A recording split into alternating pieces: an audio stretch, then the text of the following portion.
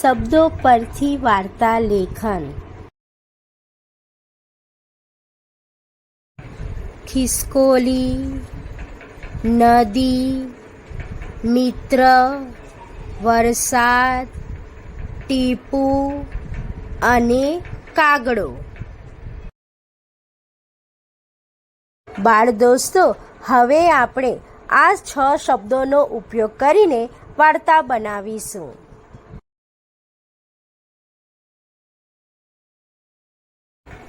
આપણી વાર્તાનું નામ છે મીનુ ખિસકોલી અને વરસાદનું ટીપું. એક ઘનઘોર જંગલ હતું. આ ઘનઘોર જંગલની વિશેષતા એ હતી કે જંગલમાં રમણીય પર્વતો, ઝરણા, નદી અને અનેક માયાળુ પ્રાણીઓ એકબીજાની સાથે હળીમળીને રહેતા હતા. આ જંગલમાં રૂપેણી નામની નદી ખૂબ જ વિશાળ અને લાંબી હતી. જંગલના પ્રાણીઓ આ નદીનું પાણી પીવા માટે આવતા હતા. આ રૂપેણી નદીના કિનારે એક ઘટાદાર વડના ઝાડ પર મીનુ નામની ખિસકોલી રહેતી હતી.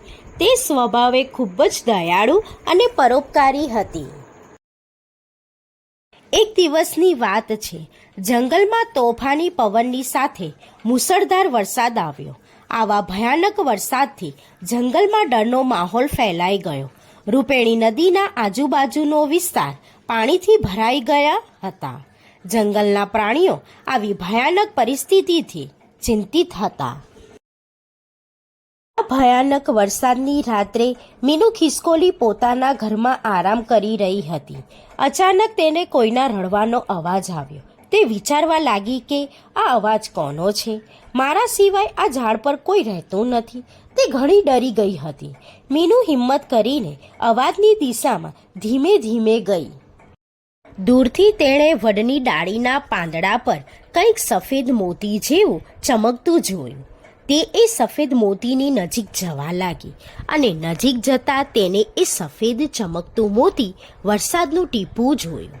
તેને નજીક આવતી જોઈને વરસાદનું ટીપું ગભરાતા અવાજે બોલ્યો, મને નુકસાન કરશો નહીં. હું ચાલુ વરસાદમાં વરસતો આ પાંદડા પર ઝીલાઈ ગયો અને મારા મિત્રો નદીમાં વહી ગયા. હું એમનાથી વિખૂટો થઈ ગયો છું. મારી મદદ કરો.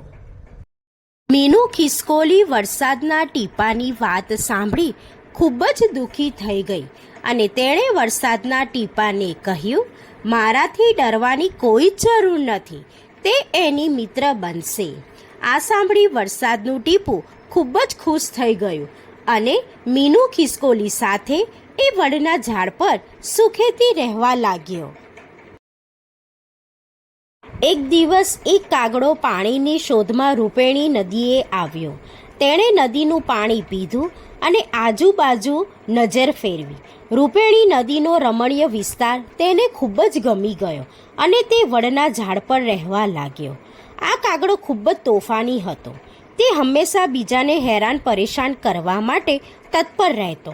મીનુ ખિસકોલીના માળાને નુકસાન કરવામાં તેને ખૂબ જ મજા આવતી, પરંતુ તેની આ મજા મીનુ ખિસકોલી માટે મુશ્કેલી બની ગઈ હતી. વરસાદનું ટીપું અને મીનુ ખિસકોલી બેઠા બેઠા સુખ દુઃખની વાતો કરતા હતા. ત્યારે મીનુની મુશ્કેલી જાણીને ટીપુએ કાગડાને પાઠ ભણાવવાનું નક્કી કર્યું.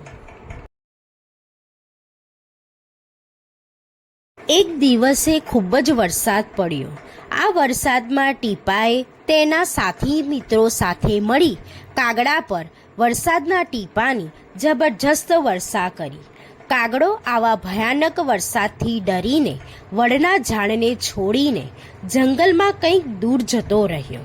આમ મુશ્કેલીના સમયમાં વરસાદના ટીપાએ મીનુ ખિસકોલીને મદદ કરી. આમ વરસાદને કારણે મીનુ ખિસકોલી અને વરસાદનું ટીપું સારા મિત્રો બની ગયા. આ વાર્તા પરથી આપણને બોધ મળે છે કે મુશ્કેલીના સમયે મદદ કરનાર જ સાચો મિત્ર કહેવાય. બાળ દોસ્તો, આ તમે જે વાર્તા જોઈ રહ્યા છો એ મારી પોતાની સ્વરચિત છે. તો આપને આ કેવી લાગી તે મને કોમેન્ટ્સ દ્વારા જરૂર જણાવજો.